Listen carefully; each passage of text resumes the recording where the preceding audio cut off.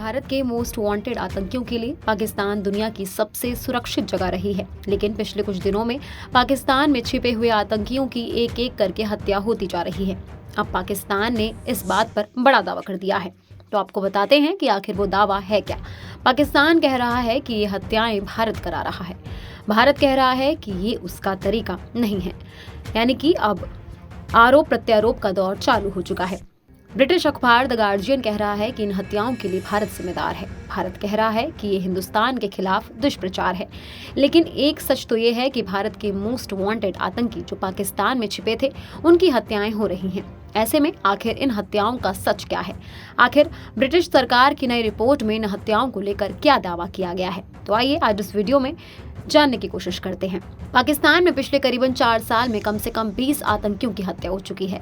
2020 से शुरू हुआ आतंकियों की हत्या का सिलसिला लगातार जारी है। इसके लिए पाकिस्तान ने भारत को जिम्मेदार ठहराने की कोशिश की, तो भारत ने पलटवार किया और कहा कि उसका इन हत्याओं से कोई हाथ नहीं है। अब विदेशी मीडिया ने भी पाकिस्तान के सुर में सुर मिला दिया है। ब्रिटिश अखबार ने अपनी रिपोर्ट में कहा है कि आतंकियों की हत्या जो पाकिस्तान में हो रही है, उसके पीछे भारत का हाथ है।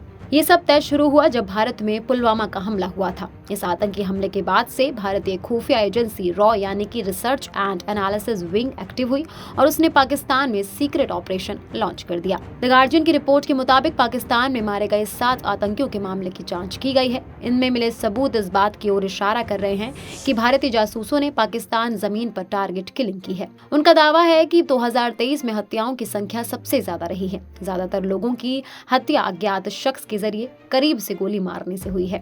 वहीं इस रिपोर्ट में भारतीय सुरक्षा एजेंसियों के अधिकारियों से बात करने के बाद दावा किया गया कि पुलवामा के बाद देश के बाहर मौजूद दुश्मनों के हमला करने या कोई गड़बड़ी पैदा करने से पहले उन्हें निशाना बनाने का दृष्टिकोण पैदा हुआ।